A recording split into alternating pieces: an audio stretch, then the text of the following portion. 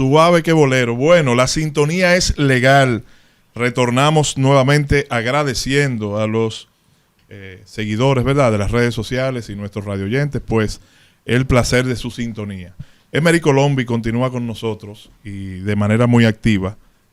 También estuvo participando en la entrevista que le hicimos a la magistrada titular fiscal del Distrito Nacional. Emery, sabemos de tu incidencia y de la forma en que vienes participando en los casos de corrupción administrativa. ¿Cuál es la visión general que tienes tú a nivel de la ejecución de política criminal del Ministerio Público en relación a los casos de corrupción administrativa? La forma de investigar y de perseguir en estos casos, ¿cuál es tu visión general respecto del Ministerio Público? Mira, en sentido general, a mí me preocupa bastante la forma en la que las mal llamadas operaciones se llevan a cabo. Primero, por el trasfondo en el que la República Dominicana se va encaminando, que es a que se considere o se arraigue el hecho de que todo el que participa en política efectivamente podría ser un ladrón. Correcto. Y esa premisa, con una investigación bajo estos esquemas, se arraiga muchísimo más. Quien trabaja en política no es ladrón. El que trabaja en política hace un trabajo digno y la política, los partidos políticos son garantía y sostén de la democracia de este país en principio. Evidentemente, quienes trabajan en ella igual son humanos y pueden sus acciones lacerar de alguna manera pues a el patrimonio público, pero no todos. Entonces, ¿qué pasa? Estas operaciones con toda esta parafernaria, estas operaciones con todo este plan mediatizado, con toda esta filtración de información, con toda esta increíblemente transgresión de derechos fundamentales, con alertas migratorias irregulares, porque esas cosas hay que recordarlas, que cuando estas operaciones empezaron, efectivamente teníamos o tuvimos que ejercer una fuerza para tratar de contrarrestar que se hicieran en este país alertas migratorias irregulares, y ustedes las conocen perfectamente. Pero luego, todo el proceso de la etapa preparatoria o de la etapa de los interrogatorios, hay dos dualidades. Primero, una en donde increíblemente no se llama al ciudadano a través de una cita física, sino que el llamado es por teléfono. Y es por teléfono a su casa o a cualquier lugar. Preséntese a tal lugar, a tal planta de la Procuraduría General de la República, sin mayores informaciones. La persona puede pensar, puede especular, bueno, me están llamando para esto o para aquello, o me están llamando porque trabajé en tal o cual lugar, pero no tiene idea. Y ese es un primer derecho. El investigador debe mínimamente informarle a la persona que llama por teléfono que de hecho no debería llamarlo, debería citarlo formalmente. ¿Por qué no lo citan? Bueno, porque el investigador no quiere que le empiece a correr el plazo y quiere jugar a eso. Número 2, le dice, venga por aquí, venga sin abogado, que esto es una entrevista. No es correcto. Que no existe. No es correcto. Venga por aquí acompañado de su abogado, que los términos en los que vamos a conversar se trata de tal o cual situación. Y traiga su pijama por si acaso. Bueno, aquí se ha popularizado el duerman con ropa. Sí, correcto. ¿Entiendes? Para poner a todo el mundo en vilo. Hizo el comentario. Y no es una cosa correcta. Eso por un lado. Luego de que usted llega allí, entonces la tortura es mayor, porque todo el mundo sabe que la espera es larguísima. Para infinita. Jugar con tu mente. Exacto. Tenerte sentado en una sala de espera por horas para trabajar esa percepción. Y por supuestísimo, luego entonces tienes la casi imposibilidad de poder acceder a cuáles son los elementos que tiene ese investigador con relación a la persona que es tu cliente. Entonces, en el derecho penal que nosotros conocemos, en el derecho procesal, es que inmediatamente usted lleva a la persona a su despacho para interrogarle. El abogado y esa persona deben tener claridad de lo que persigue o requiere el investigador. Entonces, hacia allá es que nos movemos y uno a veces piensa para no autoincriminarse. Debe de advertírsele, mire, usted está aquí siendo investigado, no debe de por qué de que entrevista para sacar información que después entonces con esa misma información entonces te procesan. Entonces se juega mal a que una persona que va a su despacho a responderle las preguntas de forma objetiva, porque ojo, no estamos diciendo que no deba irse. Siempre claro. Que se le cite o se le convoque, sea por teléfono, que desde mi punto de vista no es el correcto, o a través de una citación formal, usted debe ir y debe presentarse, porque es una obligación de todo ciudadano. Ahora, estando allí, digamos, las preguntas y los cuestionamientos y lo que el fiscal tiene debe revelarse objetivamente. Estoy aquí para que me digas esto, esto y esto. Y en definitiva la persona decide si puede declarar incluso colaborando, ¿no? No que esa colaboración sea sobre la base de exactamente, de mecanismos engañosos para usted obtener un resultado. Yo quiero que tú me digas tal cosa. Yo quiero que tú me expliques quién hace esto.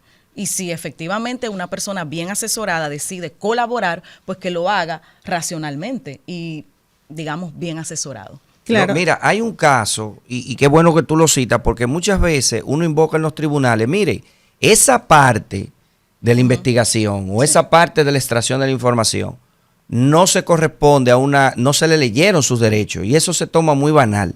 Pero recordando ahora, en el año 2017, la Suprema Corte de Justicia, que fue uno de los casos en el que analizó la no incriminación, atención si los hijos están si los padres están con hijos, hubo un papá que agarró a su hijo y salió, y el niño desaparece.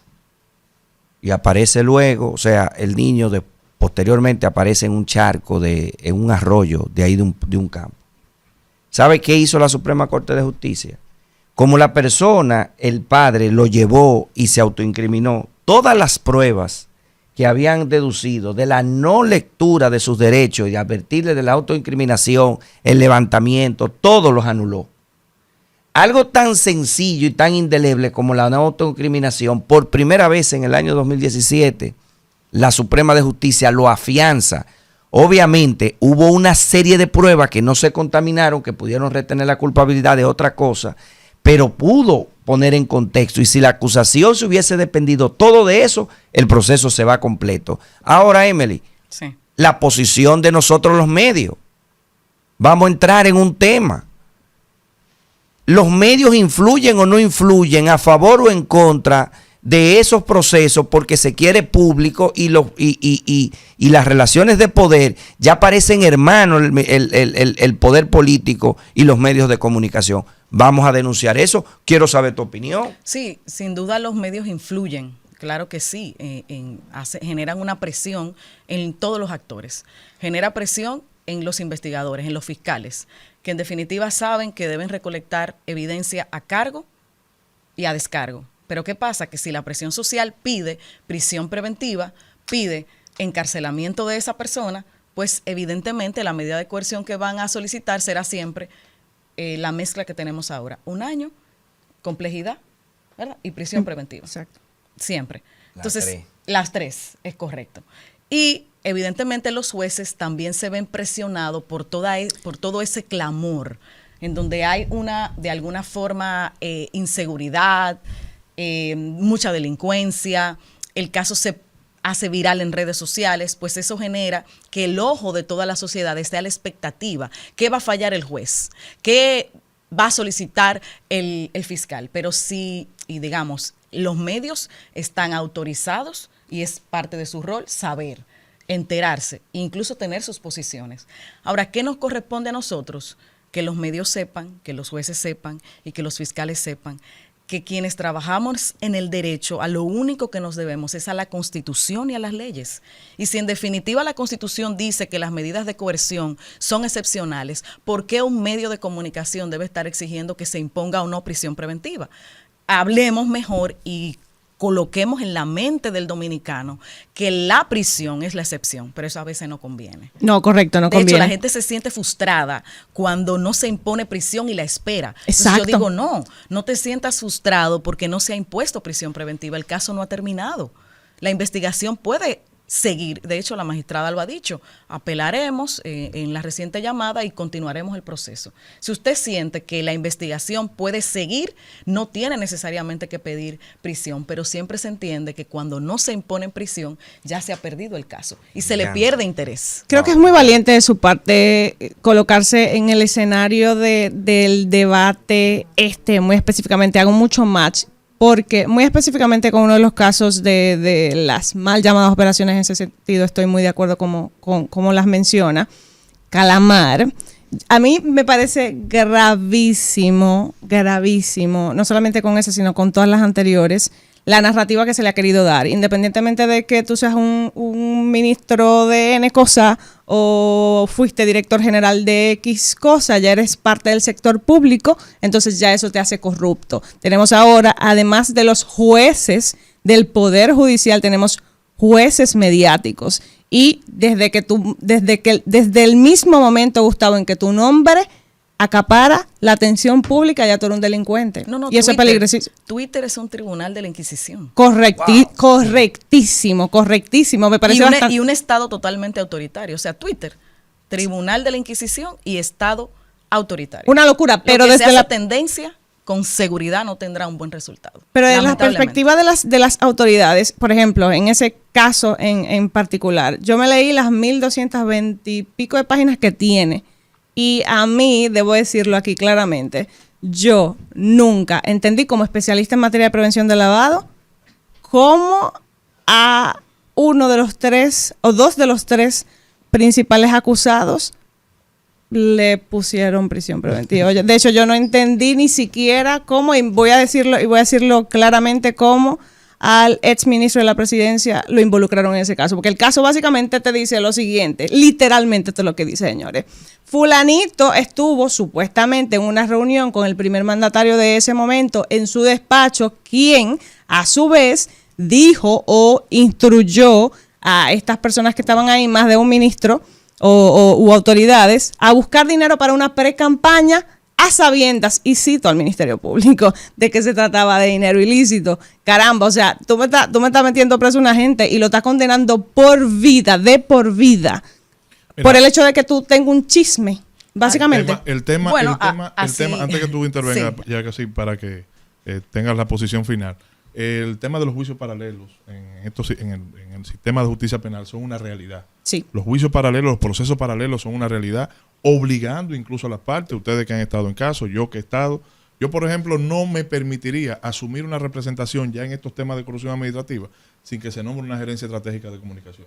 Es decir, lamentablemente, a quien tú representas tiene que tener una gerencia estratégica para competir, lamentablemente, con el Ministerio Público. Concho, pero tú me estás llevando a un punto como que es la vulneración de mi derecho. Yo no debería ni siquiera tenerlo. Tiene la razón. Es una pero realidad. Es así. Tiene la razón. Es lamentable.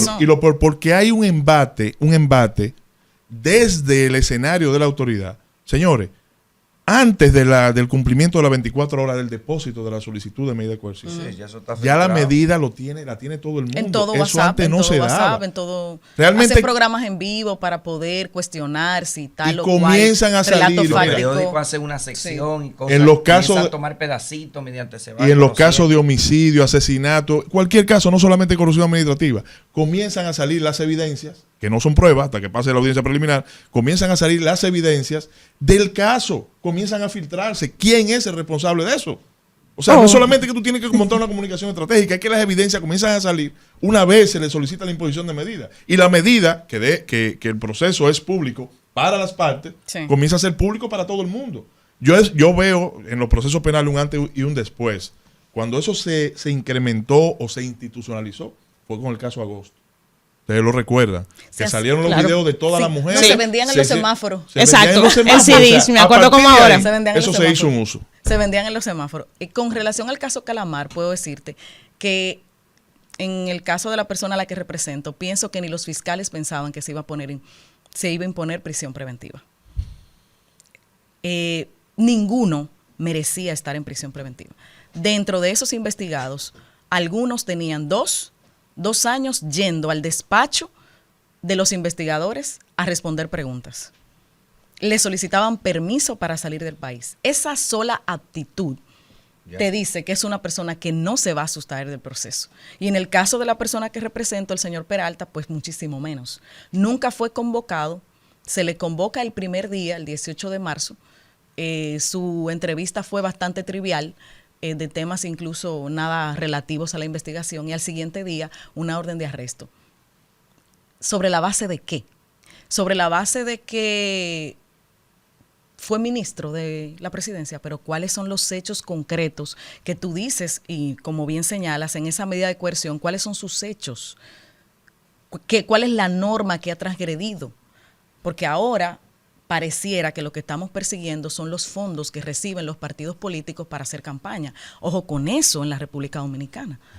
Muchísimo ojo. Muchísimo ojo, partidos políticos. El Ministerio Público actual, el encargado de la persecución y el encargado del PETCA, parece ser que de lo que andan detrás es de los fondos que reciben los partidos políticos, no de la acción penal que usted, dentro del marco de su función como funcionario público, valga la redundancia, haya realizado de forma incorrecta. Es decir, quién financiaba campaña, quién entregaba dinero para campaña. Eso, ¿hacia dónde vamos con eso?